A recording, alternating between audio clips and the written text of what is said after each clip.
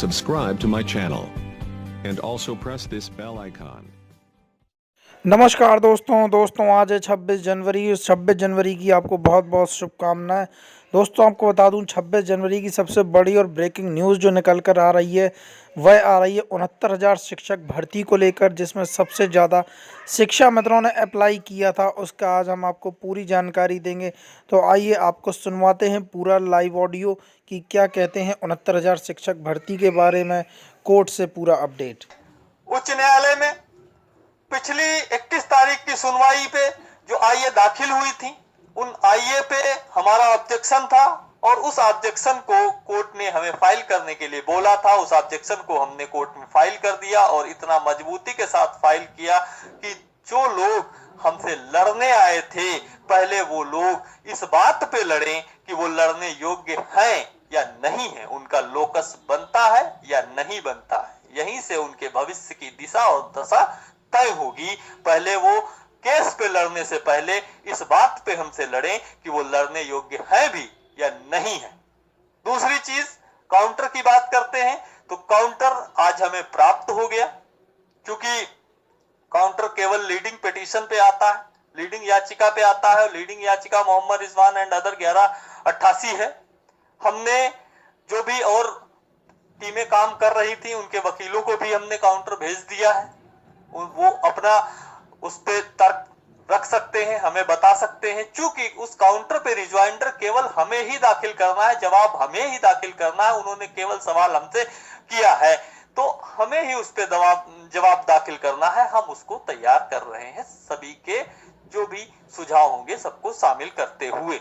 साथियों, हम आपको पूरी तरह से आश्वस्त करते हैं कि काउंटर में अभी लोग कह रहे थे कि 60-65 पे लगा दिया। अरे कौन सा हुआ है 60-65 पे लगा दिया? 60-65 तो उन्होंने पहले ही 7 तारीख को कर रखा है। हम उसी के अगेंस्ट तो लड़ रहे हैं। 7 तारीख के उस पत्र को अवैध घोषित कराने के लिए ही तो माननीय न्यायालय की शरण में है और हम जिसको कराने के तरफ अग्रसर भी हो चुके हैं, बढ़ भी चुके हैं। आज अगर चीजें हमारे पक्ष में नहीं होती तो रिजल्ट आके विज्ञापन आ चुका होता, भर्ती की प्रक्रिया आगे बढ़ चुकी होती। आज अगर चीजें रुकी हुई हैं तो केवल इसी वजह से रुकी हुई है कि आपके साथ अन्याय हुआ था, आपके साथ गलत हुआ था। काउंटर में केवल एक ही बात को गोल गोल घुमाया गया है। काउंटर में बहुत कुछ नहीं लिखा गया है और कुछ है भी नहीं कहने के लिए सरकार के पास। उनका कहना है कि हम जब चाहें टाइम टू टाइम, समय समय पे नियमावली के हिसाब से अपना पासिंग मार्क निर्धारित कर सकते हैं।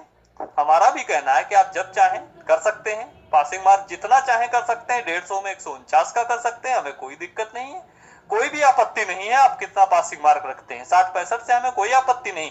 हमें आपत्ति है आपके बताने के तरीके पे और आपके बताने के समय पे।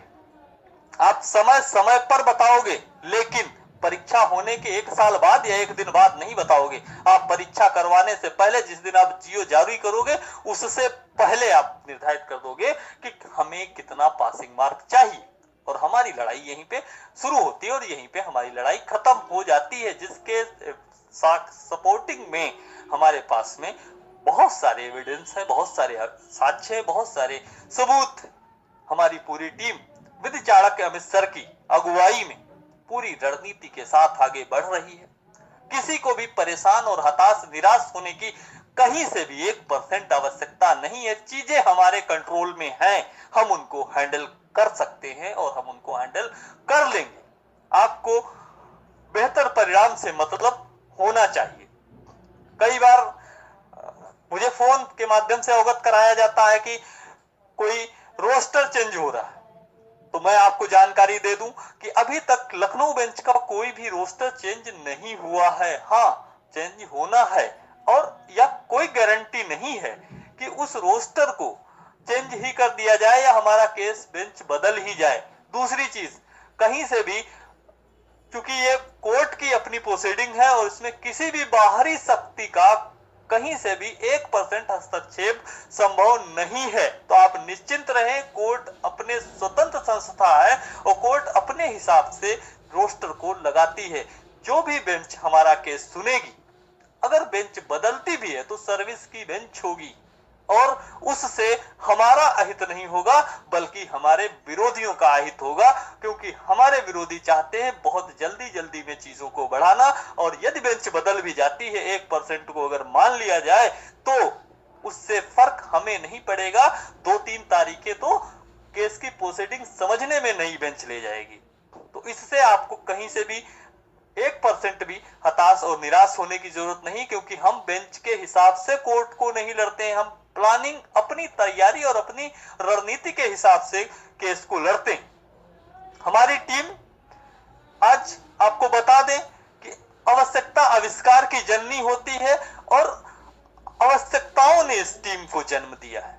कुछ चंद साथियों का एक समूह जो विधिक रूप से सामंजस्य बिठा के, आपसी तालमेल बिठा के एक सार्थक और सदी हुई रणनीति के साथ एक बंधी हुई दिशा में काम कर रहा है, और जिसमें हमें नित नई सफलताएं, नित नए आयाम मिल भी रहे हैं। लगातार हम अजय योद्धा के रूप में अगर कीर्तिमान स्थापित किए हैं तो जाहिर सी बात है हमें नहीं मतलब रहता है कि कौन हमारी तारीफ करता है, और हमें नहीं मतलब रहता है कि कौन हमारा विरोध करता है। हमें इन चीजों से कतई मतलब नहीं, क्योंकि हम कोई संगठन खड़ा करना नहीं चाहते, हम कोई संगठन नहीं खड़ा करने वाले हैं। हमें, हमारी लड़ाई अन्याय के खिलाफ है, हमारी लड़ाई शोषितों और पीड़ितों और वंचितों के न्याय दिलाने के लिए है, जिसके लिए हम हर संभव और हर समय काम करने को वचनबद्ध हैं, प्रणबद्ध हैं और कर भी रहे हैं।